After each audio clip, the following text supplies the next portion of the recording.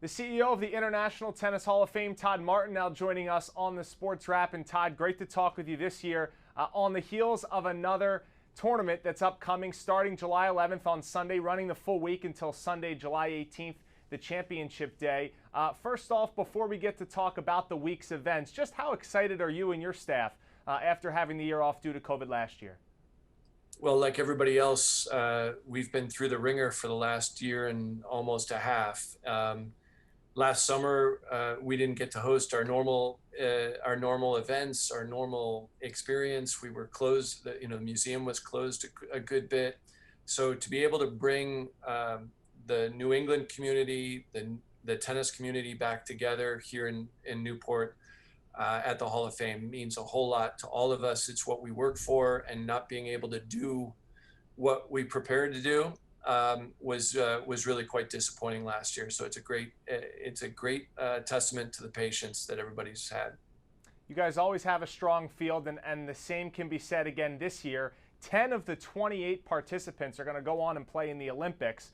A lot of top players again from around the world. What are you looking forward to most about the play on the court?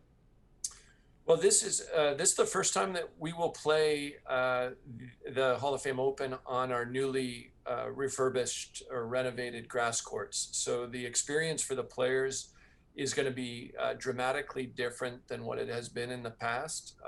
The property's never been in better shape. So I'm looking forward to, as a former player, I'm looking forward to hearing everybody's feedback for us after the investment we've made in our property. I love the way that the guys match up.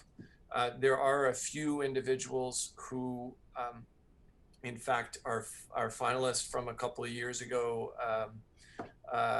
Alexander Bublik, who thrives. He actually says he wishes every tournament were played in Newport because he likes it here so much. Ivo Karlovic, another guy who's won here, and we've got these people who love playing on this surface here. We've got players from around the world that have never been here and have barely played on grass courts before. So I like seeing the discovery that occurs both from a property and from a competitive standpoint. For people that haven't been there yet down in Newport, Todd, explain the intimate feel and the atmosphere, what it's like, when the place is buzzing and tournament play is going on. Well, the International Tennis Hall of Fame is a 7-acre campus that I don't think many understand could possibly be behind the doors of Bellevue Avenue where we reside.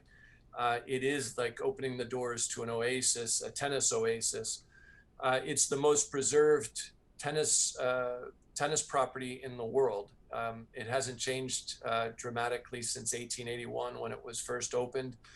It is 7 acres of a festival. So it's, as opposed to the US Open or Wimbledon, where people come in, they sit in a stadium and watch one match. We are a campus. People are walking around, taking part in watching the tennis, learning about Hall of Famers and the history of the sport in the museum, sitting in our stadium. So it's a much different feel. It's a throwback feel to the way tennis used to be, and I think it's something that the players really look forward to experiencing, especially after the intensity that they're undergoing over in London at Wimbledon right now. Also want to make sure we touch on the Enshrinement Weekend, which is the second weekend of the week-long events in Newport. What makes this class unique, Todd? And obviously we're going to honor some of the 2020 class as well in person this year. So these two classes are, I think, really quite unique. One, we've got a 2020 class of Conchita Martinez and Goran Ivanisevic, who have been waiting for this now for over a year and a half since they were first notified that they would be inducted. Both former Wimbledon champions, both coaches of some of the best tennis players in the world. Goran coaches Novak Djokovic, who might win Wimbledon on Sunday this weekend. Conchita Martinez coaches Garbiñe Muguruza, who is one of the best players in the women's game. In the 2021 class, it's Dennis Vandermeer, who is being inducted as a contributor. This is a gentleman who led the teaching industry globally, and just a remarkable Pied Piper of tennis.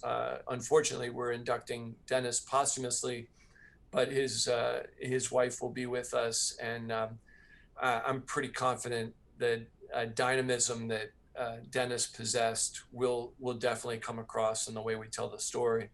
And then finally, the original 9, which are the 9 women. They're our first ever group inductees, so that's the most unique element of all of this. But it's the 9 women who 51 years ago set out on achieving equality in pay, equality in opportunity in tennis for women. And that really led to a vast movement throughout women's sports. This group of women can be applauded and thanked for so much progress that we've seen in our culture, both on the sporting fields, but also in all walks of life. Todd, we appreciate you giving us a couple minutes tonight. Thanks so much for coming on. Best of luck this upcoming week. Thanks a bunch, Morey.